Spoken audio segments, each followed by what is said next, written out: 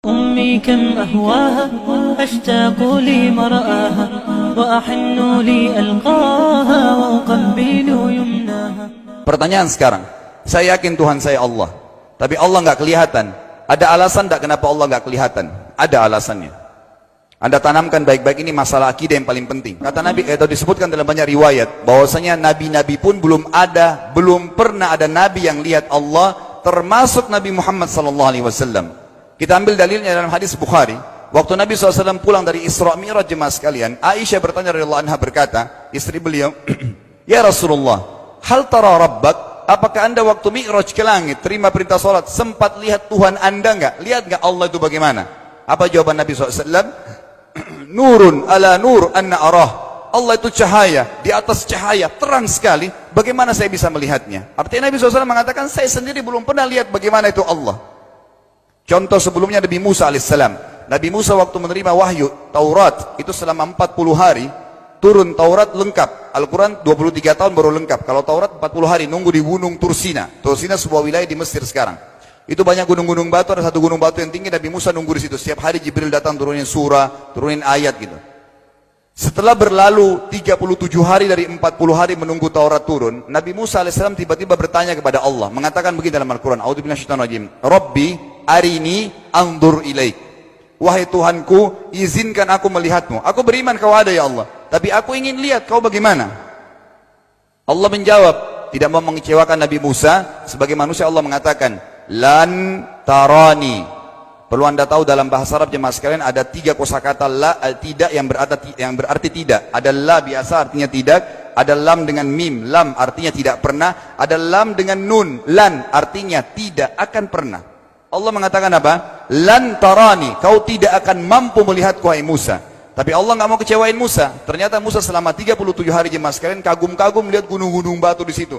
Pergantian siang malam, burung-burung yang terbang, air yang mengalir di lereng-lereng gunung. Lalu dia mengatakan, Allah mengatakan apa? Walakin unzur ilal jabal fa in istaqarra makanahu fasawfa tarani. Coba kamu lihat gunung-gunung batu di sekitarmu hai Musa. Kalau mereka bisa menampung kedatanganku, kata Allah, kau akan bisa melihatku. Apa yang terjadi? Allah lanjutkan, falamma tajalla rabbuhu lil jabal. Waktu Allah baru niat mau datang, belum datang, ja'alahu dakka. Semua gunung batu itu hancur lebur, tidak mampu menampung kedatangan Allah. Wa kharra Musa sa'iqa. Lalu Musa pingsan tiba-tiba. Waktu Nabi Musa bangun, langsung ucapkan kalimat, amantu billah. Saya beriman pada Allah. Berarti fakta lapangan, nabi-nabi aja belum pernah lihat Allah. Masih pertanyaan lagi jemaah sekalian, kenapa Allah nggak bisa kelihatan? Saya akan jawab dan tolong ini jadikan sebagai pegangan hidup. Ini landasan akidah kita. Kata para ulama, karena anda kalau sholat, anda mengucapkan satu kalimat yang merupakan jawabannya. Allahu Akbar. Allah Maha Besar. Akbar adalah siga mubalaghah dalam Islam. Sesuatu yang melampaui batas. Maha Besar. Kita terangkan. Kata Nabi SAW, perumpamaan bumi yang kalian tinggali ini dibanding dengan langit pertama di atas kepala kalian, ada 7 lapis langit. Allah mengatakan, sab'an shidada, 7 lapis langit yang kokoh. Alladzi khalaqa sab'a samawatin tibaqa, yang menciptakan langit tibaqa bersusun, 1, 2, 3, 4, 5, 6, 7. Allah di atas langit ke-7. Kata Nabi SAW, perumpamaan bumi yang kalian tinggalin dibanding dengan langit pertama di atas kepala kalian, ibaratnya seperti cincin yang dibuang di padang pasir.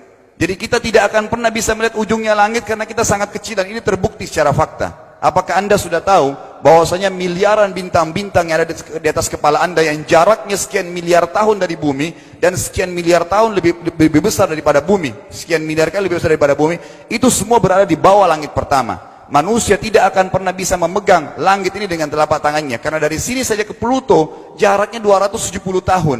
Nggak bakal bisa ada astronot dikirim kena mati di tengah jalan. Jaraknya jauh sekali bintang-bintang, dan semua berada di bawah langit pertama.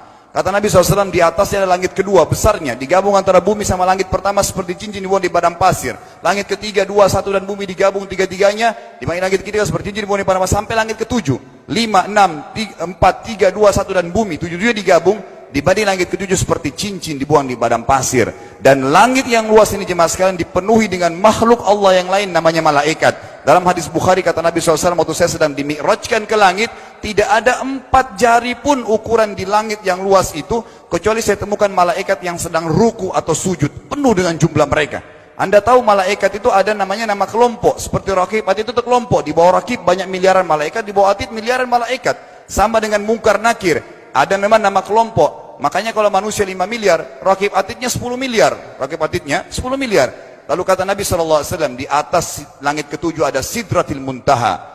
Besarnya digabung antara 7 lapis langit dan bumi. 8 hanya seperti cincin di bawah di padang pasir. Di atas Sidratil Muntaha ada sebuah lautan yang Allah ciptakan. Lautan itu besarnya digabung antara Sidratil Muntaha, 7 lapis langit dan bumi. 9-9-nya seperti cincin dibuang di padang pasir. Makanya kalau Anda baca Quran, Anda baca ayat wa kana arsyu 'alal ma'. Singgasana Allah di atas air. Ini maknanya. Air adalah ada lautan. Lalu kata Nabi SAW, arsy-nya Allah di atas lautan itu singgasananya Allah. Besarnya digabung antara lautan, Sidratul Muntaha, 7 lapis langit dan bumi. 10-10-nya hanya seperti cincin dibuang di padang pasir. Anda sudah hafal ayat kursi? Apa artinya? Ayat tanda-tanda kebesaran Allah. Kursi itu artinya bukan tempat duduk, tapi tempat pijakan kaki raja di singgasana. Kalau raja ingin naik singgasananya di pijakan kaki, itu namanya kursi. Kita baca apa? Wasi'a kursiyuhu as-samawati wal ard. Pijakan kakinya Allah saja sudah menutupi seluruh langit dan bumi ini. Jadi kita mustahil bisa melihat Allah karena besarnya Allah Azza wa Jal. Tinggal kita tutup jemaah sekalian. Kira-kira, lalu bagaimana saya berhubungan dengan Allah? Jawabannya sederhana. Anda lingkari namanya Allah, ini Tuhan kita. Yang menyembah selain Allah kafir, yang mempartisipasikan Allah dengan makhluknya, masih sembah berhala, kuburan, jimat, namanya syirik. Dua-dua nggak boleh. Untuk berhubungan dengan Allah yang tidak kelihatan dengan mata kita ini, tapi kita bisa rasakan keberadaannya, cuman satu cara. Di bawahnya lingkarin ibadah. Salat, puasa, zakat, haji, takziah, ziarah kubur, semua ini adalah rangkaian ibadah untuk berhubungan dengan Allah. Semua ibadah ini jemaah sekalian harus seperti yang Allah mau, bukan yang Anda mau. Ini penting. Karena kalau tidak seperti yang Allah mau, Allah tidak terima. Bagaimana caranya supaya bisa seperti yang Allah mau? Ikuti buku pedomannya. Ada Al-Quran, ada Sunnah. Yang beribadah keluar dari dua pedoman wahyu ini tidak akan diterima oleh Allah. Seperti Anda kalau kerja di perusahaan, pimpinan perusahaan kasih peraturan. Senin pakai baju kuning, Selasa baju hijau, Rabu pakai baju hitam. Datang jam 7, keluar jam 5 sore. Ternyata Anda tidak. Hari Senin Anda pakai baju yang hari Rabu. Datangnya jam 9, keluar jam 2 siang. Dikeluarkan oleh pimpinan atasannya. Itu baru peraturan manusia.